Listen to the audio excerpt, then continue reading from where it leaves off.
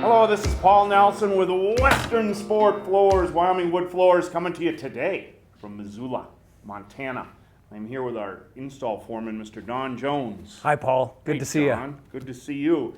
We recently had to tear out 800 square feet of a gym that we had started to install, Don. Thank goodness it was only 800 square feet. Thank goodness it was only 800 square feet. Not that big a deal in the big scope of things. Yes. And, you know, we make some videos from time to time, and I don't ever want to act like we know it all, because we certainly don't, do we? No. We're learning every Just day. when you think you do, you find out you don't. You don't. You don't know it all.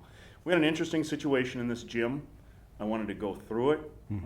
Maybe it helps somebody else. It certainly is going to help. It's going to change the way we do business just a little bit. Yes, yes. We're going to be a little more careful, I think, in our approach next time.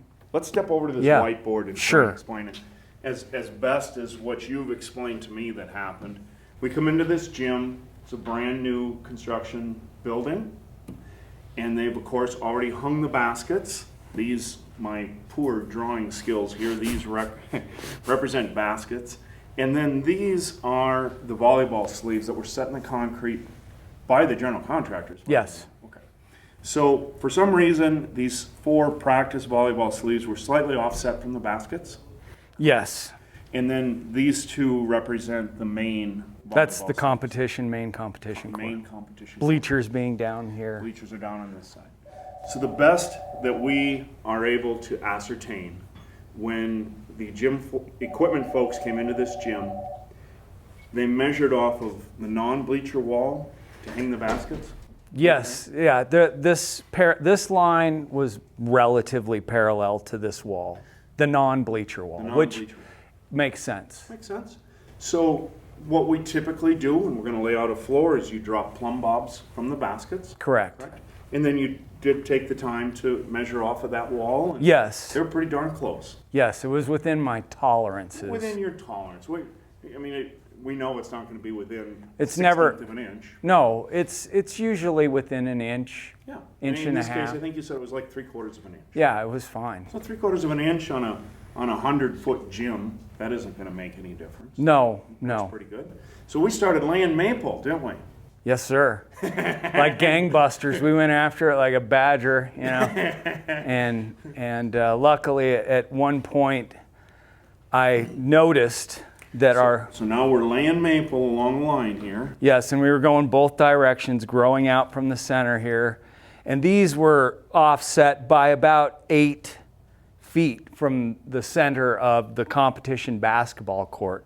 So we started building out, and pretty quickly, I noticed that this line did not correspond with the line of the volleyball standards, which are in concrete. So we've got a line coming along like this. Yes.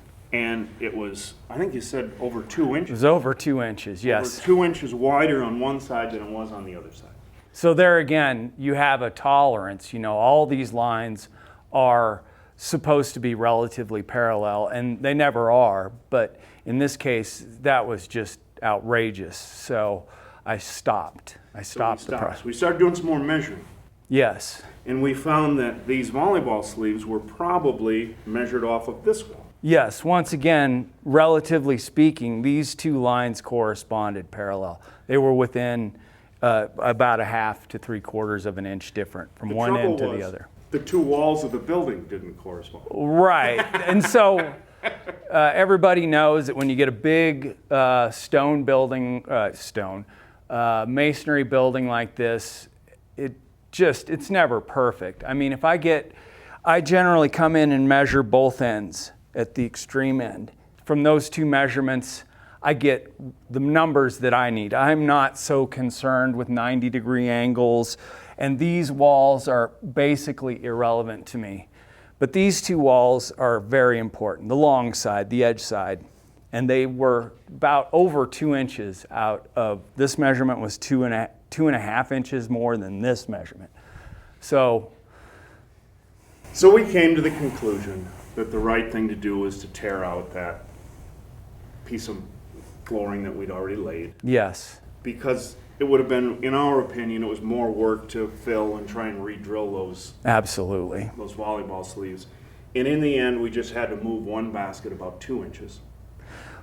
Right.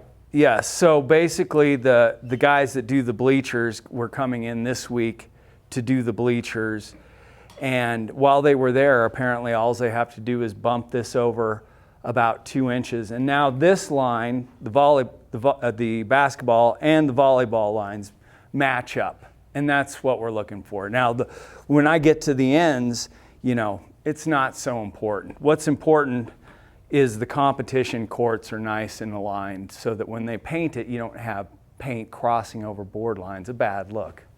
And just so everybody understands, generally speaking, these volleyball sleeves are in line with the basketball. Right.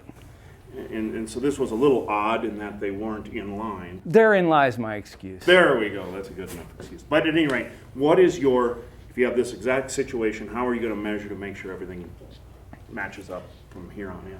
Well, so when I come into the gym, I need to establish these two court lines in reference with the wall lines and with each other.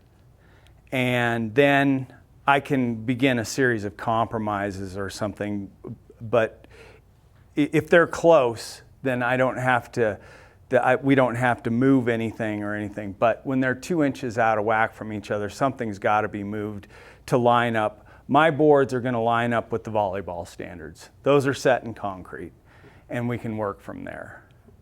And we certainly want to make sure that, as you pointed out, the board seams go straight over those volleyball caps as they do straight between those baskets. Yes. So you never have game lines crossing. Right, boards, right. clearly, It's just unprofessional. well, that wouldn't be acceptable anymore. Not acceptable.